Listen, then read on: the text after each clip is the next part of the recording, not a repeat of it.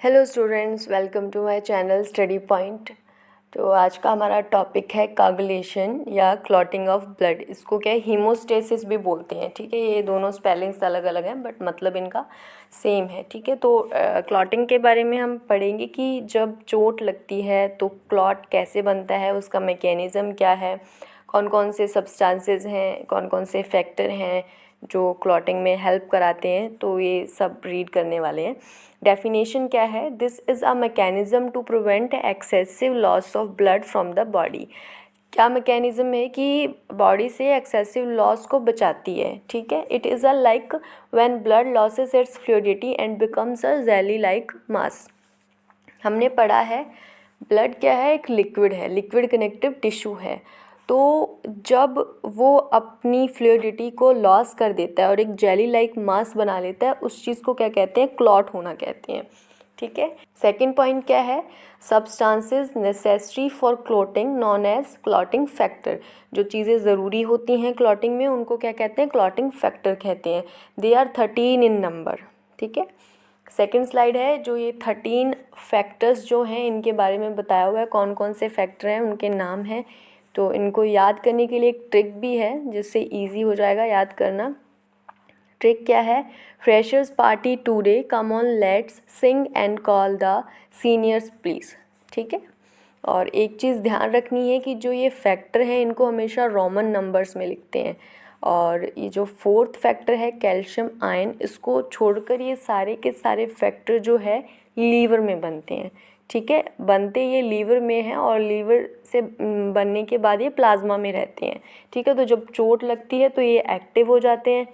तो जो first factor है फिब्रिनोजन, फिब्रिनोजन से क्या बनाया हुआ है, फ्रेशर। ठीक है, सेकंड जो फैक्टर है पार्टी, पार्टी से क्या, प्रोथ्रोम्बिन। सेकंड फैक्टर कौन सा है, प्रोथ्रोम्बिन। थर्ड फैक्टर है टिश्यू थ्रोम्बोप्लास्टिन, जिससे क्या है, टुडे से इसको याद करना है। फोर्थ फैक्टर है कैल्शियम, कैल्शियम से कॉमन ये ट्रिक में है, उससे याद करेंगे। फिफ्थ है लेट्स, लेट्स से कौन सा फैक्टर आता है, लेबल फैक्टर आता है। ठीक है, सिक्स फैक्टर है लेकिन अभी डिस्कवर नहीं हुआ है। ठीक है, और सेवन जो है सिंग, सिंग से है स्टेबल फैक्टर। एट्थ है एंटी हीमोफिलिक फैक्टर, जो एंड से बताया हुआ है। नाइन्थ जो फैक्टर है क्रिसमस फैक्टर है, जिसको कॉल द से रिप्रेजेंट किया है। टेंथ जो है स्ट्रॉट प्रोवर फैक्टर, ठीक है, जिसको सीनियर से बताया गया है। 11th है पीटीए, पीटीए क्या है, प्लाज्मा थ्रोम्बोप्लास्टिन एंटीसीडेंट, पीटीए जो प्लीज से बताया है।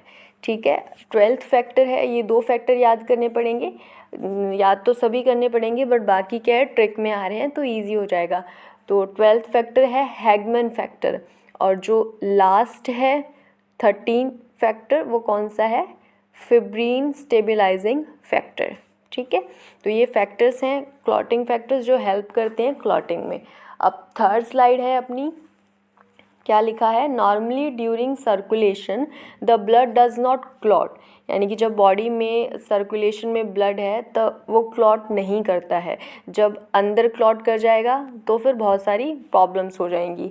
ठीक है, जैसे ब्रेन में ब्रेन क्लॉट हो जाता है तो स्ट्रोक्स आते हैं ना, बॉडी में कहीं क्लॉट हो जाता है तो बहुत सारी प्रॉब्लम्स हो जाती हैं, है ना। तो normally during circulation the blood does not clot because the enzymes involve in clotting are in their inactive form.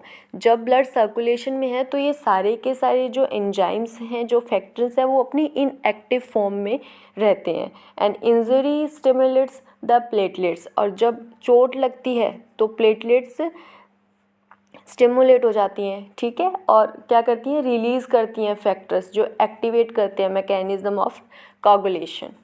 ठीक है, अब फोर्थ स्लाइड है मैकेनिज्म कैसे होता है ये पढ़ेंगे।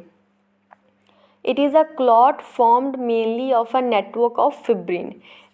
क्लॉट कैसे बनता है, फिब्रिन नाम का एक प्रोटीन होता है, तो उसका एक नेटवर्क होता है जाली जैसा, वो जहाँ चोट लगी है वो जाके चिपक जाता है। ठीक है, जैसे एक पानी का नाला है, वहाँ पे कोई जाली चिपका दी तो जो पीछे की जो चीज़ें हो जाएंगी वहाँ पे आके स्टक हो जाएंगी, है ना। तो सेम ये वैसे ही काम करता है।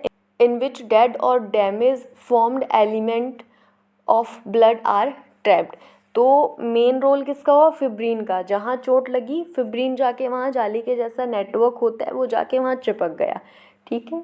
और चोट लगने से जो सेल्स डेड हो गई या जो डैमेज हो गई, फॉर्म्ड एलिमेंट्स कौन से होते हैं, WBC होता है, RBC होता है, प्लेटलेट्स होता है, ये सारे के सारे जाके क्या चिपक जाते हैं, ठीक है। जैसे पानी के आगे जाली लगा दी तो जो पानी में कचरा है वो जाली के चिपक जाएगा, सेम वैसा ही तो चिपक जाता है। जब ये चिपक जाते हैं तो ब्लड क्या रुक जाता है, ठीक है।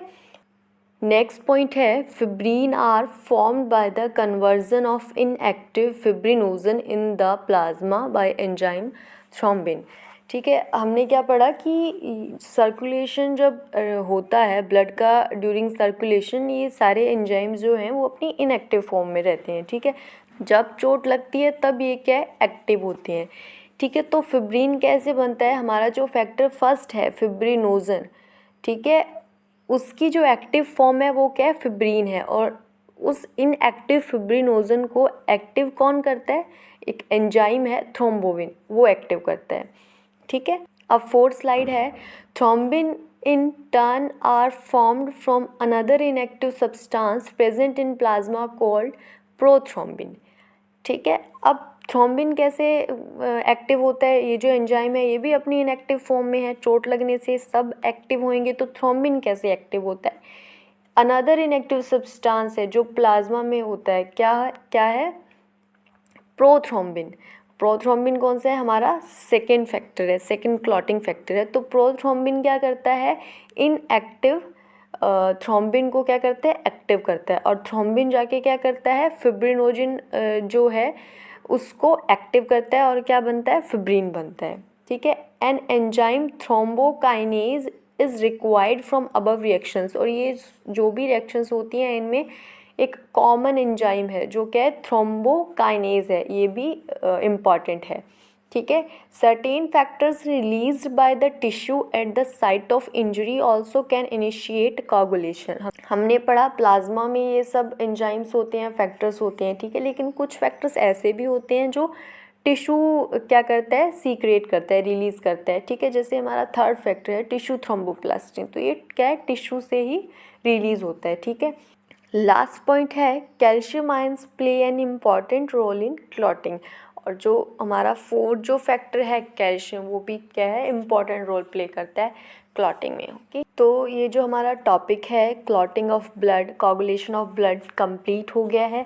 आई होप आपको ये समझ में आया होगा, okay. Thanks for watching students. अगर लेक्चर अच्छा लगा हो तो लाइक ज़रूर करना और सब्सक्राइब भी करना, ओके बाय।